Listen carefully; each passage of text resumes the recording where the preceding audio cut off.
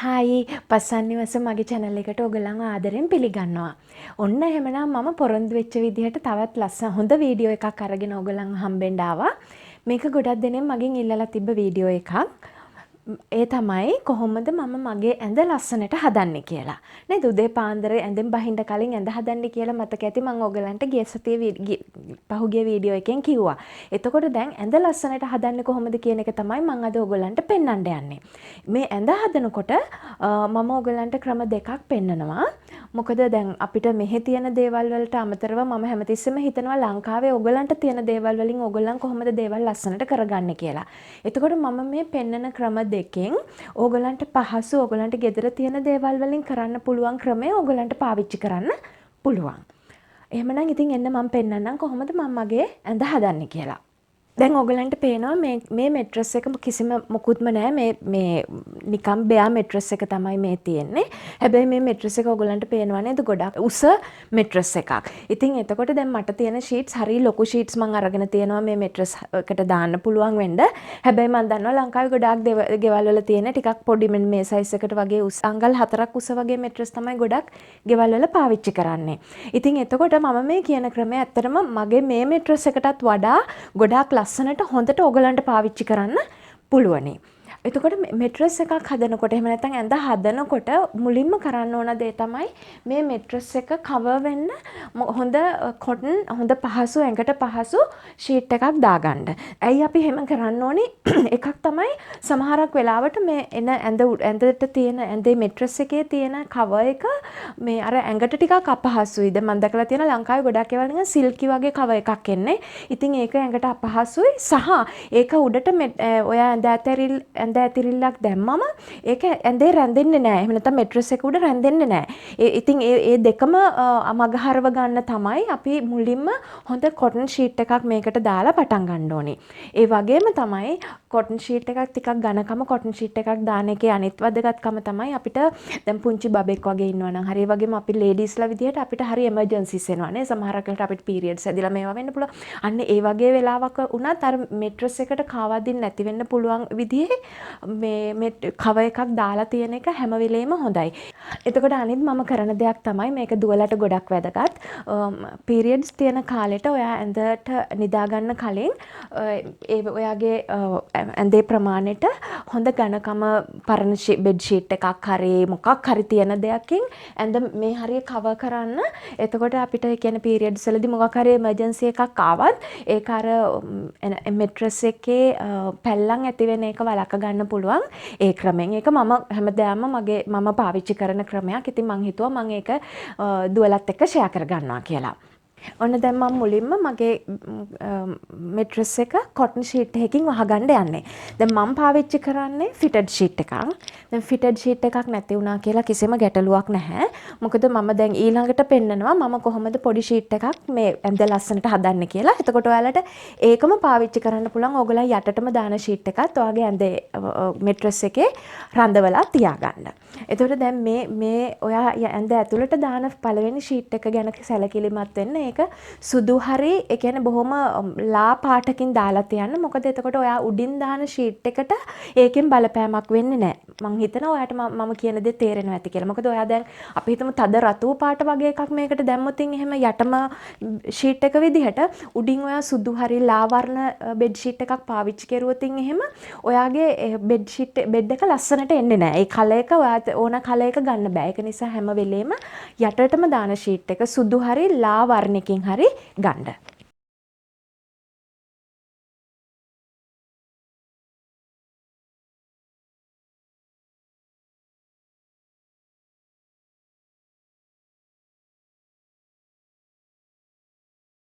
දැන් මේ මැට්‍රස් එක ඔයාලට පේනවා ඇති ගොඩක් බරයි. මගේ මැට්‍රස් එක ඉතින් මට තනියෙන් ගොඩක් ආම්බාම් කරගන්න අමාරුයි මේ මැට්‍රස් එක. ඉතින් මං කරන්නේ හස්බන්ඩ්වත් ඇදලා ගන්නවා මේ වගේ වෙලාවට උදව් කරන්න. එයා නිදා ගන්න ඇඳ එයා උදව් කරන්න ඕන නේ. ඒගොල්ලන් තමයි ගොඩක් වෙලාවට මේ ඇඳ හැඩි කරන්නේ. ඉතින් ඒකින්ද මං එයාගේ උදව් අරගන්නවා ගොඩක් වෙලාවට මැට්‍රස් එක එහා මෙහා කරන්න. ඔන්න දැන් මම පළවෙනි ක්‍රමයට ඇඳ හදන හැටි පෙන්වන්න යන්නේ.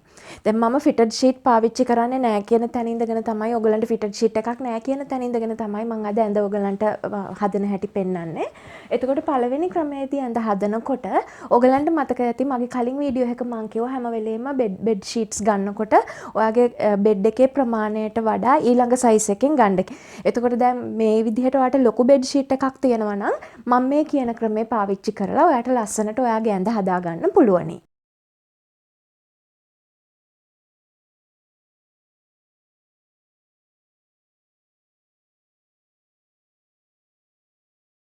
හරි දැන් මං මගේ බෙඩ් ෂීට් එක ලස්සනට හතර වටේ ගානට එන විදිහට බෙඩ් එක මෙට්‍රස් එක උඩින් අතුරගත්තා. හරි දැන් මේ විදිහට ඔයා බෙඩ් එක මෙට්‍රස් එක උඩට බෙඩ් ෂීට් එක දැම්මට පස්සේ මේක දැන් ගොඩක් ලොකු බෙඩ් ෂීට් එකක් නේ මතකනේ. මේ විදිහට අරගෙන ඔයාට පුළුවන් මේක හොඳට ගැට ගහ ගන්න මෙහෙම. මේක ටිකක් දැන් මගේ මෙට්‍රස් එක ගොඩක් ලොකු හින්දා ටිකක් අමාරුයි මම මේක හස්බන්ඩ් කියලා තමයි සමහරක් වෙලාවට ගැට ගහගන්නේ. ඉතින් දැන් මේක පොඩ්ඩක් තද කරලා හොඳට ගැටයක් දාගන්න ඕන මෙතනින්.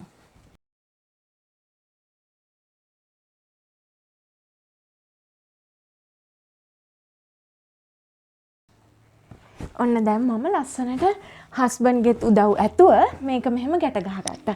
දැන් මගේ මෙට්‍රස් එක ලොකු නිසා ටිකක් අර මට ලොකු එෆර්ට් එකක් දාන්න වුණා. හැබැයි දැන් ඕගොල්ලන්ගේ මෙට්‍රස් එක මෙච්චර ලොකු එකක් නෙමෙයි නම් ඔයාලට තනියෙන් උනත් කරගන්න පුළුවන්. එහෙම නැත්නම් ගෙදර ඉන්න අය උදව් කරගන්න. මම හැමතිස්සෙම ඕගොල්ලන්ට කියන්නේ දුවව, පුතාව, හස්බන්ඩ්ව මේ වගේ දේවල් කරද්දී උදව් කරගන්න. මොකද අපිට දරුවන්වත් ඔයාලගේ ක්ලීනින් වලට මොටිවේට් කරන්න පුළුවන් එක ක්‍රමයක් තමයි ඔයාලා වැඩ කරනකොට ඒගොල්ලන්ව සම්බන්ධ කරගන්න එක. දැන් මේ විදිහටම මම අනිත් පැත්තෙත් ගැටයක් දාගන්නයි යන්නේ.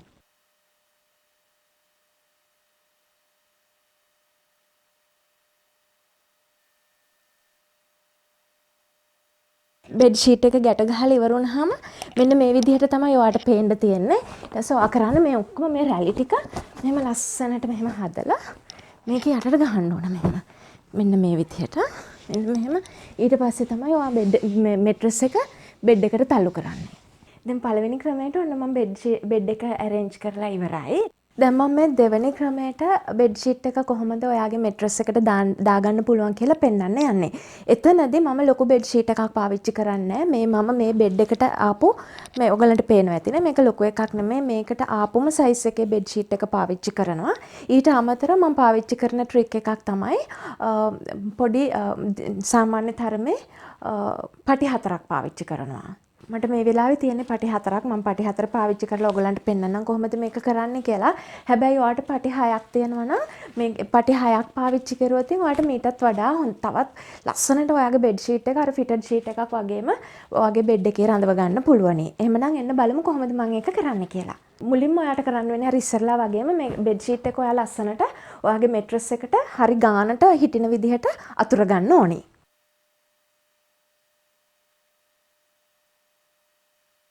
දැන් මම මෙට්‍රස් එකට ගානට හිටින විදිහට මේ බෙඩ් ෂීට් එක අතුරගෙන තියෙනවා ඔයාට පේනවා ඇති.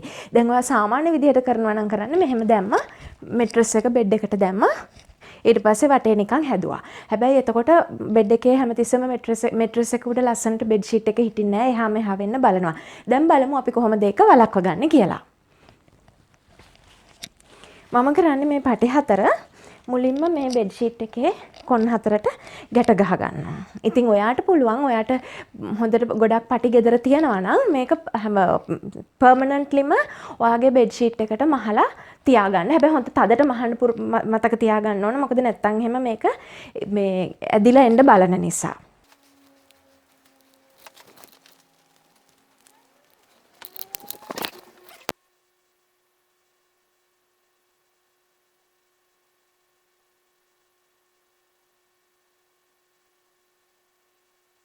දැන් මම මේ ඔයගලන්ට පේනවා කොන් හතරට පටි හතර ගැට ගහලා ඉවරයි.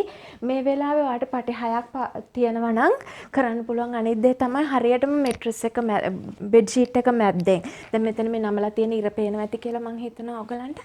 ඒ දෙපැත්තෙන් මෙතනින් ඔයාලට පුළුවන් තව පටි දෙකක් අල්ලලා තියාගන්න. මහලා හොඳට තදට මහලා තියාගන්න. දැන් මම එහෙම කරලා නැති නිසා මම පෙන්නන්නේ මට දැන් මේ වෙලාවේ තියෙන දේවල් වලින් මම කොහොමද මේ මෙට්‍රස් එකට ලස්සනට බෙඩ් ෂීට් එක දාන්නේ කියලා. දැන් අර ඉස්සලා ක්‍රමේදී වගේමයි අපිට ලොකු බෙඩ් ෂීට් එකක් නැති හින්දා තමයි අපි මේ විදිහට මේක පටි වලින් රඳව ගන්න. ඒතකොට මුලින්ම අර විදිහට ලස්සනට කොන හදා ගන්න පුරුදු වෙන්න. මතක තියාගන්න. මුලින්ම මේ වගේ ලස්සනට හොඳට මේ වගේ බෙඩ් ෂීට් එක හදා ගන්න මෙහෙම. මේ කරලා මේ පැත්තෙනුත් ඒ විදිහටම හදලා මෙහෙම ගෙනල්ලා ඔයා කරන්නේ මේක හොඳට තදට ගැටයක් දා ගන්නවා.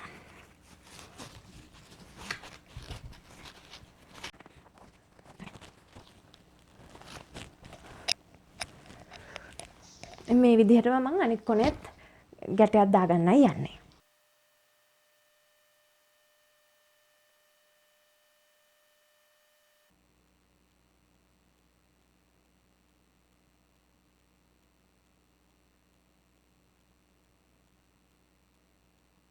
දැන් ඔයාලට පේනවා ඇති මේක ලස්සනට ආවා කිසිම රැල්ලක් මොකුත් නැතුව.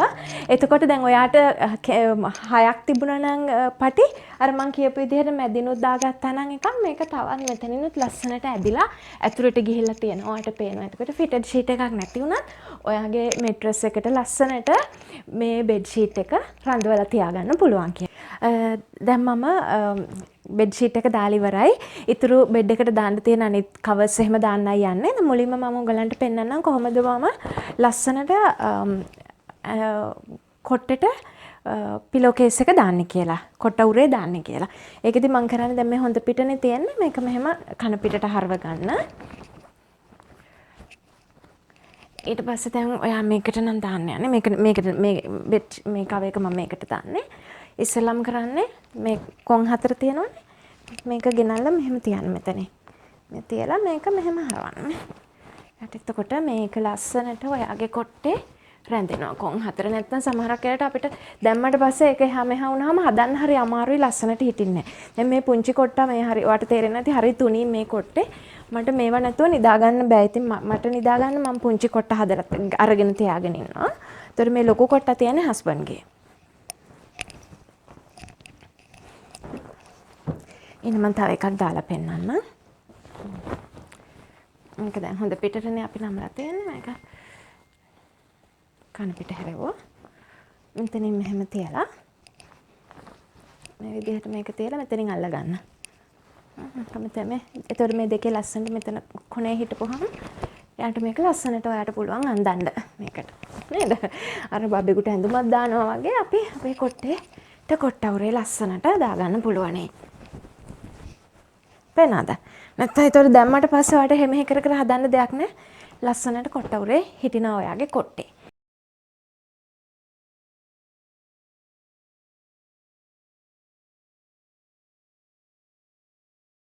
කොහොමත් දෙක තුනක් බෙඩ් එකේ දාලා ලස්සනට ඔයාලට හදාගන්න පුළුවනේ. දැන් මම ඔන්න කොට හතරක් මගේ ලෑස්ති. දැන් මේක තමයි මම පාවිච්චි කරන කම්ෆර්ටර් එක. එහෙම නැත්නම් ක්විල්ට් එකක් කියනවා. ඒතකොට දැන් ලංකාවේ නම් අපි ක්විල්ට් එකක් පාවිච්චි කරන්නේ නැහනේ. එතකොට දැන් ඔයා පොරවන්න පාවිච්චි කරන බෙඩ් ෂීට් එක මේ වගේ ඕනනම් ඔයාට ලස්සනට මෙතනින් මෙහෙම නමලා දාලා තියන්නත් පුළුවනේ. එතකොට අර අමුතු ලස්සනක් ඔයාගේ බෙඩ් එකට එනවා. බෙඩ් එකේ දැන් ඔයාගේ කොට්ට තියෙනකොට අපි දැන් ලංකාවේ ගොඩක් වෙලාවට තියන්නේ මේ අතරනේ. එහෙම තියන්න එපා. මෙහෙම තියන්න එපා. එතකොට නිකන් ඒක අර හරි සාමාන්‍ය පෙනුමක් තමයි ඇඳට එන්නේ. අපි කොට්ට දෙක මේ විදිහට දාලා තිබ්බම. ඔයාට තියෙන්නේ කොට්ට දෙකක්ද හතරක්ද? හැම වෙලේම මතක තියාගන්න මේ වගේ ලස්සනට උඩට උස්සලා තියන්න. මේක හිටවලා තියන්න ඒගොල්ලන්ව.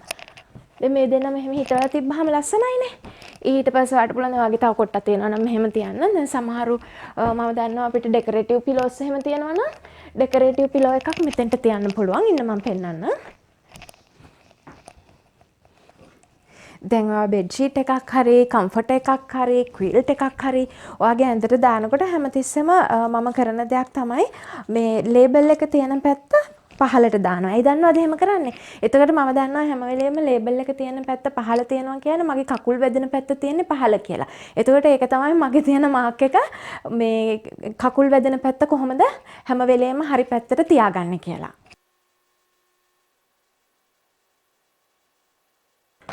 දැන් මම මගේ ක්විල්ට් එක ලස්සනට අතුර ගත්තා. දැන් මේ වෙනුවට ඔයා පාවිච්චි කරන්නේ සාමාන්‍ය බෙඩ් ෂීට් එකක් නම් මේ වෙලාවේ ඒක ලස්සනට ඇඳ උඩට දාලා මම කරන අනිත් දෙයක් තමයි මේක ලස්සනට මෙහෙම අනිත් පැත්තට ගෙනෙන්න.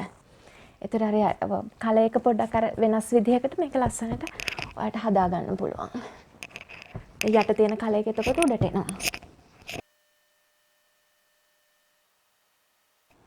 හරි දැන් හැම වෙලේම අපි මතක තියාගන්න ඕන දෙයක් තමයි ඔයාගේ බෙඩ් ෂීට්ස් ගන්නකොට ඔයාගේ කලයක එහෙම නැත්නම් බිත්ති වලට ගාලා තියෙන පාටට ගැලපෙන්න ඕනේ. ඒ වගේම තමයි ඔයාගේ කර්ටන්ස් වලට ඒ හැම දෙයකටම ගැලපෙන විදිහට ඔයාගේ බෙඩ් ෂීට්ස් ගන්නකොට ඔයා පොඩ්ඩක් සැලකිලිමත් වෙන්න. එතකොට ඔයාට හැමදාම ඔයාගේ බෙඩ් එක ලස්සනට තියාගන්න පුළුවන්. ඒ වගේම තමයි බෙඩ් ෂීට්ස් ගන්නකොට සෙට්ස් දෙකක් තුනක් වගේ පොඩි කලර්ස් වෙනස් කරලා එකම තීම් එකකින් කලර්ස් පොඩ්ඩක් වෙනස් කරලා වගේ අරගන්න. එතකොට අර ඔයා මාරු කරනකොට ඔයාට හැම සතියකම වගේ ලස්සනට අර අලුත් පෙනුමක් ඔයාගේ බෙඩ් එකට සහ ඔයාගේ බෙඩ්රූම් එකට ලබා ගන්න පුළුවන්. එහෙමනම් ඉතින් මම හිතනවා මේක ඕගලන්ට ප්‍රයෝජනවත් වෙන්න ඇති කියලා. ඔයාලගේ ගෙදර වගේ කාමරේ ලස්සනට තියාගන්න. ඉතින් දැන් ඊළඟ වීඩියෝ එකෙන් මම ඔයාලට අරගෙන එනවා මගේ බෙඩ්රූම් එකේ ටුවර් එකක්. මොකද ගොඩක් දෙනෙක් ඒකත් මගෙන් ඉල්ලලා තිබ්බා. කොහොමද මම මගේ බෙඩ්රූම් එක arrange කරලා තියන්නේ කියලා පෙන්වන්න කියලා.